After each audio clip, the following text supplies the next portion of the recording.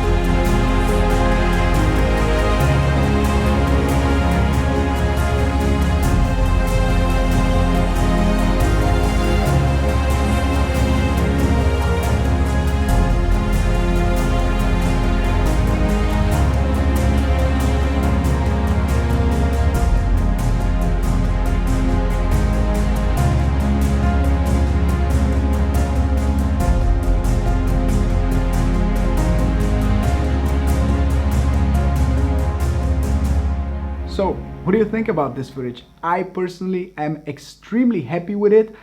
Not because it's something that I've never captured before, no, but what makes it special is the fact that this little guy, 249 grams, was able to create that footage. I can literally throw this in my pocket or the pocket of my jacket and I can go outside and shoot. And as far as the quality, I'm almost certain that many people will have very hard time to identify which drone took this footage. It's sharp, but not too sharp. It's saturated, but it's not as oversaturated as the original Mini. It still gives you room to color grade it, and I did exactly that. I used my orange and teal LUT to color grade this footage, and I'll show you before and after. It's a little touch, but I personally love how the orange and teal complement the footage as we are in the fall season and we're looking for these orange colors that simply pop. And I'm extremely happy with the footage. What can I tell you? I was blown away when I was editing the footage because I was not expecting it to be that sharp and that good and that clear. It's just so much better than the original Mini. For me, it's not just about the resolution, it's not just about 4K versus 2.7K or 100 megabits per second versus whatever. It's about how you feel after watching the footage. It doesn't make me say, well, yeah, it's a nice footage, but I wish I had my Mavic Air 2 or Mavic 2 Pro so I can record this same place with a much better quality in general. No, I don't feel that way. I feel like I got a great footage and I don't need anything else more than that. So the camera of the Mini 2 is definitely a huge step up compared to the original Mavic Mini. If you're wondering which one to get, or if you're wondering whether you should upgrade, let me tell you, you should, because the camera is just that good.